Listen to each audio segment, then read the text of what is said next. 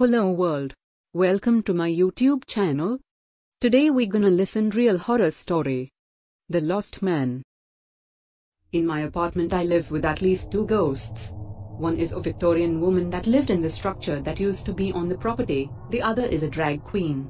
We made a deal that the bedroom was off limits, and that they had run on the apartment when I went to sleep. They don't really cause any problems, and are pleasant to be around. However, at one point I was letting a friend crash on my couch, and she was dating a much older man. I had come home, and she was out. I could tell that something was off in the house, because the normal feel of the space was drastically off. It didn't feel like my place usually does. It wasn't inviting, and it was very confused, cold, and tense. It was late in the evening, I was the only one in the whole building, and I was on my way out to the gym. When I stepped out of my bedroom I looked up and saw a man standing in my kitchen. Now, I could tell it was a man, but it was more like a dark opaque smudge in the shape of a man. The only clearly defined thing about him was his hair. It was a nutty dirty blonde, parted on the left side. It was coarse and had a pronounced wave.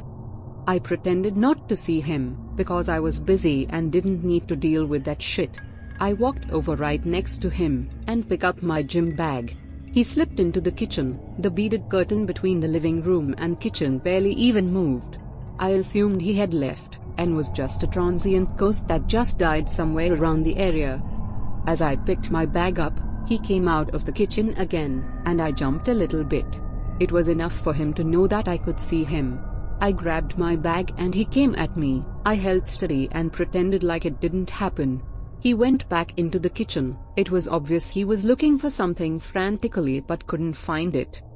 I used this time to start walking to the front door. As I reached the front hallway I turned around and he was standing in the center of the living room, looking right at me. I looked right at him, and he knew I could see him. At the point he moved quickly towards me. I ran for the front door. He was right next to me. I could tell he needed something, or was looking for something, but he was so confused and angry.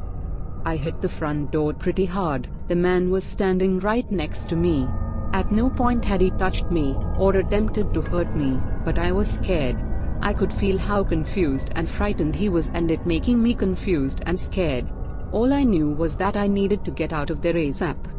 I ran out the front door and slammed it shut. He didn't follow me out. I went to the gym, and did my thing. When I got home, the couch surfer was home and the apartment felt normal again. The couch surfer was crying. Again I didn't feel like dealing with it. So I went to my room and slept. In the morning we chatted. She said that the older man she was dating had a sudden heart attack and passed away earlier the day before. She showed me a photo of him and boom, his hair was exactly the same as the smudge thing that had been in the place the night before. I told her what happened, and she started to dry again. We both concluded that after he passed away, he came over to see her one last time. I asked her to tell him to leave. She did, and I've never seen the smudge or had another issue in the apartment since.